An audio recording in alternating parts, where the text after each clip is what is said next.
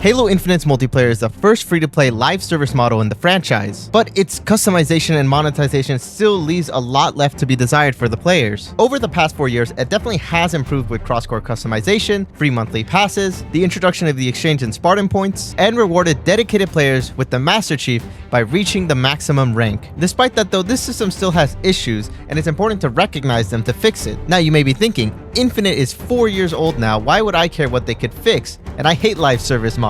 You're right, this game is old, and live service can be a pain nowadays. But I wouldn't be surprised if Microsoft and Halo Studios were to try it again. Hi, it's me in post-edit. Turns out I could be right, as Halo Studios is reportedly working on a live service game. So I guess this is good timing for making this video. Oh, and something about AI, but that's a topic for another time. Anyways, back to the video. The gaming landscape is constantly changing. It's not like how it used to be 15 years ago. Gaming has become the biggest industry in the entertainment sector, and many people tend to pivot towards free-to-play or live service games because, well, it's free. And like it or not, when live service works, it makes a hell of a profit. So much so that many companies nowadays want all of that money. But that doesn't mean we can't compromise to make a more consumer-friendly system. So I have a step-by-step plan right here with me on how we can revamp Infinite's monetization system so that a better one can take its place in a future title. I believe the number one thing we have to address here is progression. I know a lot of live service games typically only resort to battle pass progression and not an overall career progression. But who's to say we can't have both worlds? Infinite's career ranks wasn't introduced until Season 4,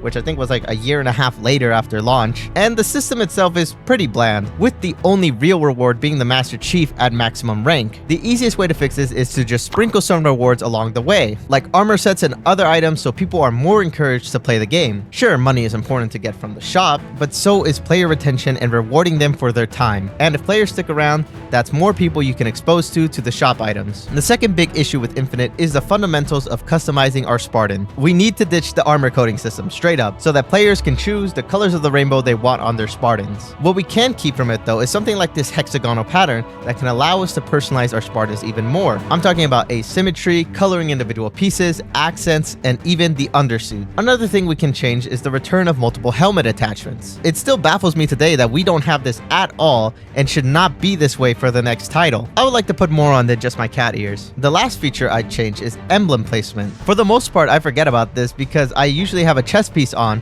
and so it covers up the emblem where it normally would be. So being able to place it wherever on your Spartan would be a nice change. Besides all of that, regarding customizing your Spartan, how it is in Infinite I think is fine. That is until we get to the armor core system. I'm a little torn on this because on the one hand, getting rid of it allows for a more streamlined experience to only use one core, the Mark 7, so that customization isn't restricted to certain cores. But on the other hand, we lose out on opportunities to bring armors across the Halo franchise into one game, like the Mark 4, SPI, and Mark 5B. In regards to the Fracture cores, I believe it allows the studios to make more creative sets since they are technically set in alternate universes. All I say is if you're going to keep them, try to make equal amounts of items for each core, and at least attempt to make more items cross-core than just helmets and shoulder pads. Oh, and get rid of armor kits, because I'm sure people playing Infinite today want to alter the kits they have, like the Mark 5, the Mark 6 Gen 1, and the Mark 6 Gen 3. So armor customization has a lot of potential for a complete overhaul. But what about all the other customization items? For weapons and vehicles, I am personally fine with how it is right now. I think for me, the coatings and models for weapons and vehicles is less egregious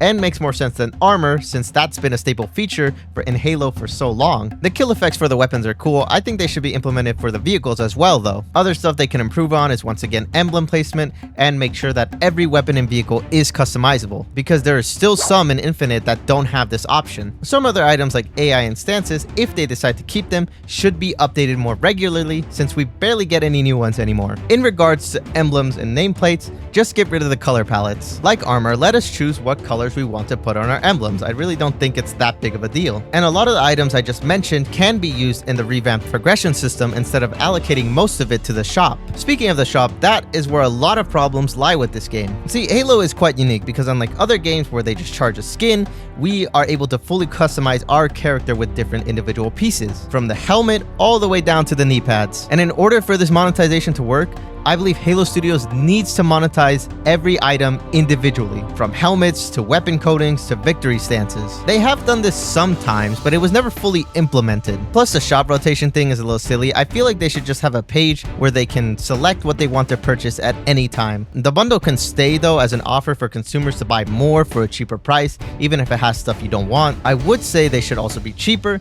but I don't think that's happening. It does seem like standard free-to-play pricing, although they should try to regulate it because some prices are higher than the others for pretty arbitrary reasons. And I understand people's complaints where they don't want like old armors to be in the shop, but I honestly doubt they wouldn't do that because Halo has so many armors, and they wouldn't give all of that for free if it's a free-to-play game. However, that is going to suck for a lot of people who want an armor set but can't pay for it, which is why we need to look at the exchange. Currently, the exchange allows players to earn items from new and previous events or previous promotions for free with the use of Spartan points. These points are earnable by just playing the game and completing challenges, or you could also pay money for it too. Now, I am a big advocate for no FOMO, but this can be a tricky thing to balance. I do want people to be able to earn items on their own time, but at the same time, limited items are pretty good at promoting an event or product. At the end of the day though, I'm going on the side that we should add all event items to the exchange after a period of exclusivity, which is something that Halo Studios is doing right now, bringing in items from past events and operations from 3 months ago. The only time I feel somebody should have something rare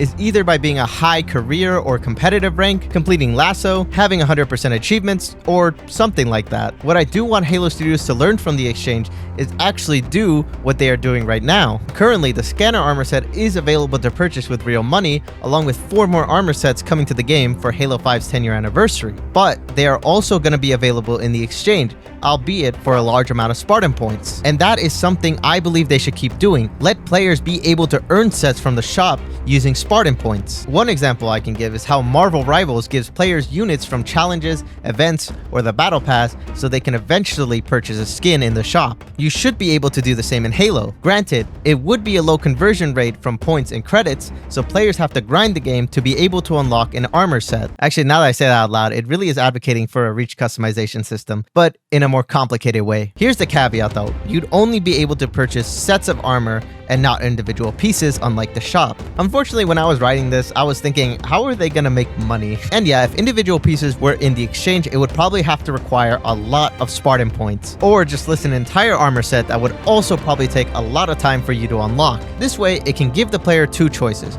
You can either take the easy way by taking out your wallet, or the hard way by dedicating your soul to the game. Unfortunately, if the next game is free to play, they need to find some way to pressure consumers to cough up some money. I guess they could still do individual, like Helldivers 2. Then again, that system could be more forgiving considering you have to buy the game as well, so they could go that similar route. This monetization system would also include a battle pass. This system in Infinite has changed over time, from being big 100 tier passes to a 50 tier one, followed by 20 tier free monthly operations, back to 50 tier passes, followed by 2 free 20 tier operations. I think they should really just stick to 100 tier passes with some free items and the rest behind $10. But it should give you equal amount of credits, if not more, back to you so you could buy the next battle pass or something else in the shop. I know season 1 didn't give you credits, but I know the following 4 seasons did give you 1,000 back. Each season should be 2 or 3 months, and in those seasons include consistent events for players to hop on and earn items for free. When they originally did this, events were pretty widespread, so there were a lot of dry moments in between events. With the entire system being rebuilt,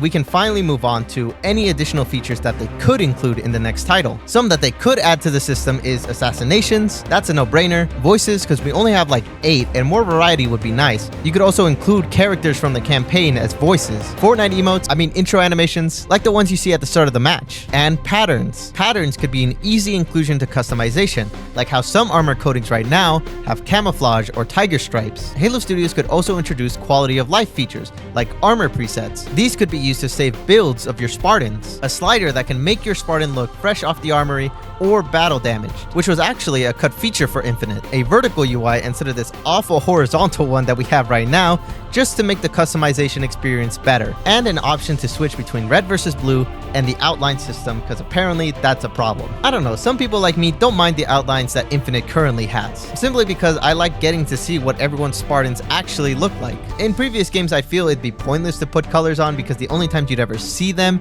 is either in free-for-all or in the career profile, and that's it. But I digress. To fix this issue, all it requires is the flip of a switch and problem solved, I think. Obviously, with all of these changes to the system, we can't forget that there should be a fine line with how silly customization items could get, because it should fit the game's art style. For example, I might be biased, but the cat ears, a little silly, but they are designed to look like an armor piece. The pumpkin helmet that they recently introduced, however, is not designed that way. It is pretty much a jack-o'-lantern, and it is very off-putting when you see it in game. I know there are some people that don't care, and there are definitely people that care more about it than me, but whenever this topic is discussed, I always think about how Call of Duty canceled their carry forward thing this year because of how...